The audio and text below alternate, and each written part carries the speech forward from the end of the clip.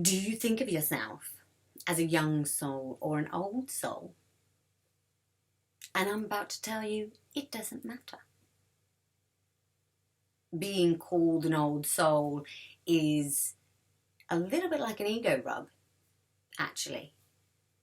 And I've enjoyed that myself. I do various kind of spiritual shows, and I book in or do Icaros, which is healing sound and spiritual codes and stories sent in a particular vibration to heal people's energy and people's frequency. So I'll sing Icaros, perhaps on a stage to a show, a group of people.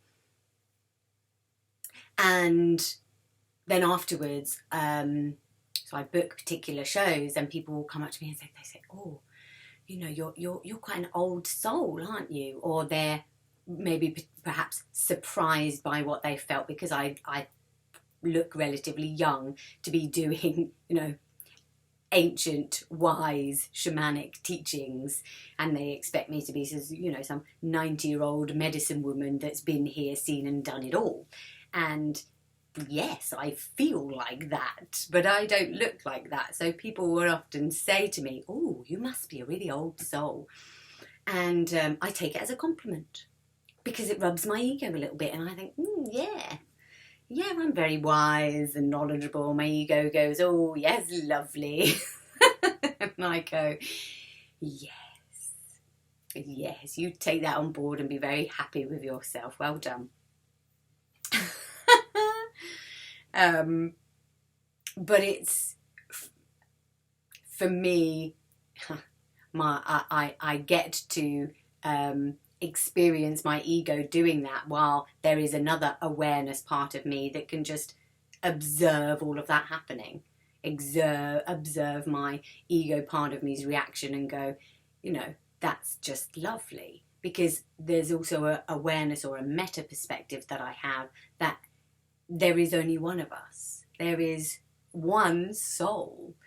Therefore, different parts of that whole have chosen to experience either being what we would call the word young, or have the experience of being called old. But actually, time-wise, all the data, everything exists all at once. There is only one of us. There is only one existence. Those parts of that whole have just chosen a different experience.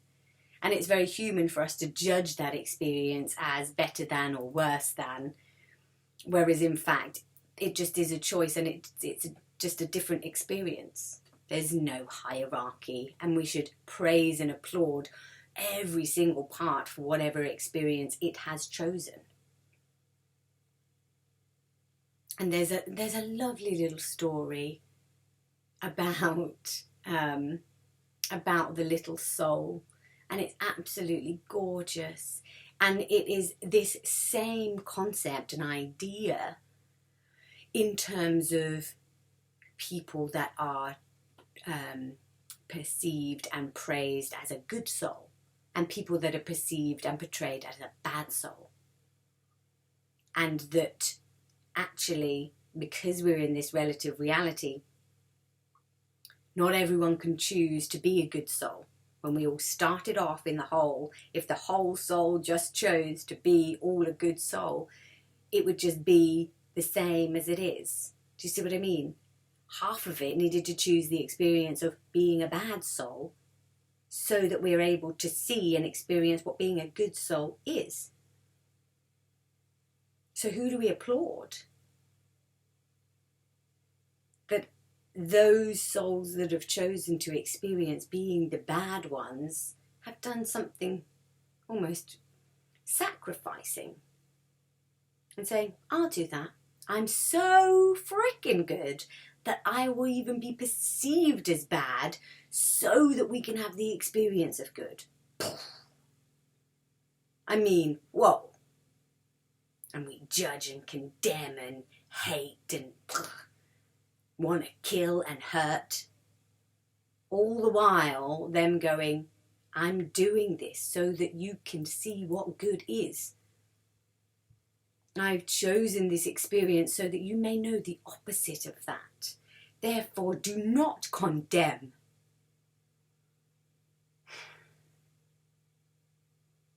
And that's how we work with negativity, perceived evil spirits or negative energy. From a shamanic perspective, it is through love and honor and thanks. What a sacrifice. And that meta-awareness is so nourishing, so beautiful, so wholesome. You can tell because the emotion that churns up when I'm talking about it is like, woof, it's really intense. I don't know if it comes across in the video, but I'm feeling it.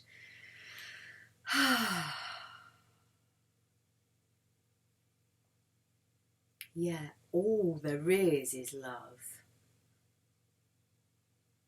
And when we are in the experience of everyone having that awareness, will be a different world. But we need to have the experience of forgetting this awareness in order for it to be that experience. That's why spiritual masters will always come from a perspective of everything is okay. Very clear and apparent, and that knowing is in the system. But it's also a blessing for that knowing not to be in the system. That's a choice. That's a blessing. That's why, nobody needs to transform, in my opinion. There is a divine timing with it all. Nobody is behind. Nobody is late. Nobody is less evolved. None of that. Each part of us, part of the whole, is having their perfect, chosen, on point, divinely precise experience. And this is why we can nourish and be okay with exactly where we are when we are there.